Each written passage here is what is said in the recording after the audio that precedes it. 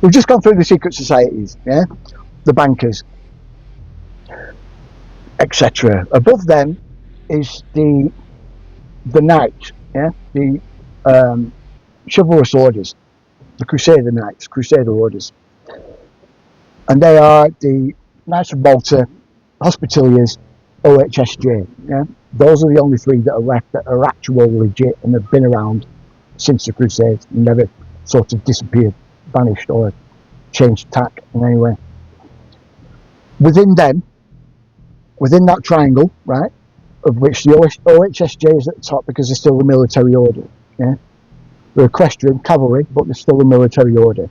Then below them, you have the Hospitaliers, which are the medics. They were seen as warrior medics, and they actually have a seat on the permanent seat on the WHO. Yeah, permanent advisory seat. And then you have the Knights of Malta that are also they're more political in a way. A lot of politicians end up joining the Knights of Malta. They have a permanent seat within the actual UN General Assembly, yeah, in an advisory capacity, a permanent seat. And then you have the OHSJ at the top, which is integrally tied to a great deal of our military and intelligence sector, yeah, community. And within them, you have the Jesuits. Now, the Jesuits act as the clergy for all three of those orders.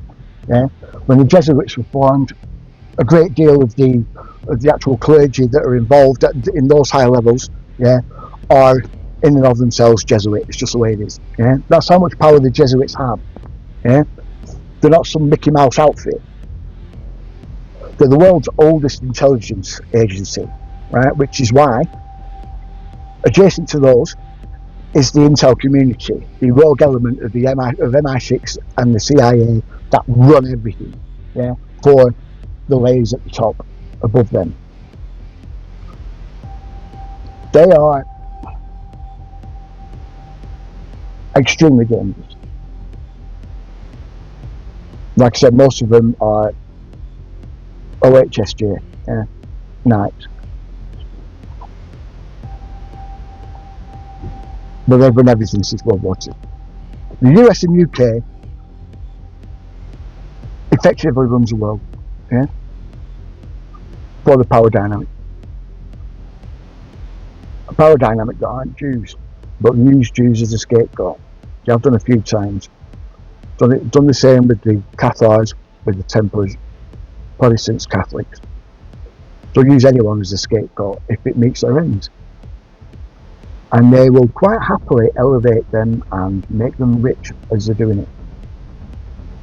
So a great deal of the people that are working for them to create this illusion that these are the people in control are quite willing participants because they're getting very rich.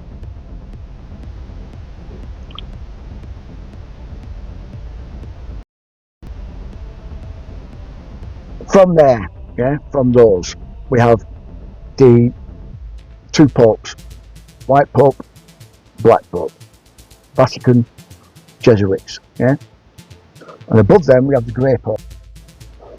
Now the Grey Pope, although he's down this far in the list, doesn't really sit there. Yeah. The Grey Pope is a mouthpiece of the Council of Nine, the head of the Council of Nine, the father family of the Council of Nine, and this is because they're the divine family, as I explained last time. They see themselves as divinity. So, whereas God has his sort of his emissary, his mouthpiece, yeah, on earth, which is the Vatican Pope. He also has his right hand, yeah, which is his military, his enforcement, which is the Jesuit Pope, and the Orsinis, yeah, and Cyril control those, yeah. Beppe is the mouth of their god, and they hold dominion over the other two.